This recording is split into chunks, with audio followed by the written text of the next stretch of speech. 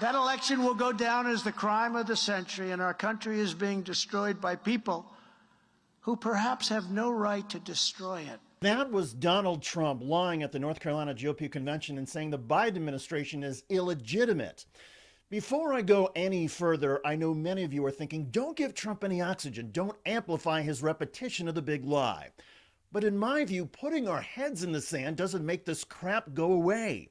Conservatives have their own media ecosystem, and the right-wing lunatics are hearing Trump, whether we acknowledge it or not. If we're going to continue to fight and defeat Trump's fascism, we have to be vigilant and stay on top of these threats. It is fine to make fun of Trump's pants and laugh.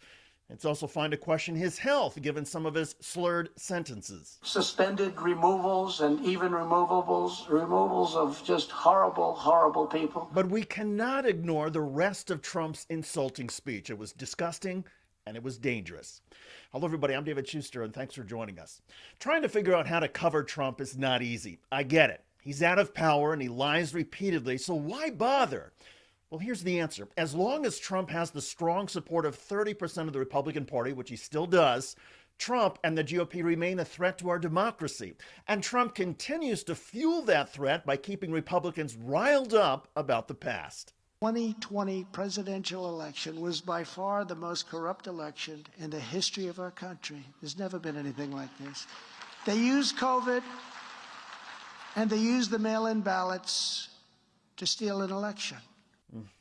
There are some Republicans in Congress say it's not helpful to the GOP for Trump to keep his grievances going about 2020.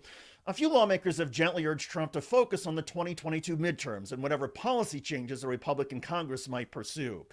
But those Republican lawmakers are fools. Trump doesn't care about policy. He only cares about himself and increasing his own visibility and power. Frankly, it was a bit surprising to me that Trump had the discipline to keep a lower profile for nearly 6 months following the January 6th insurrection. I know that many Republicans had urged him to stay relatively quiet and put some distance behind that awful Trump-inspired event. But if Republicans think that Trump stayed quiet because he was following their advice and saw the advantage of letting some time pass, well, that is ridiculous. If Trump had access to Twitter and Facebook these past 6 months, we all know he would have continued to use those platforms loudly to try to dominate our nation's political discourse. And despite what we hear from Trump, a deranged, lying maniac, a lot of conservatives hear something else. I'll give you an example. Conservatives right now across the United States are saying, "I told you so," about the origins of the coronavirus.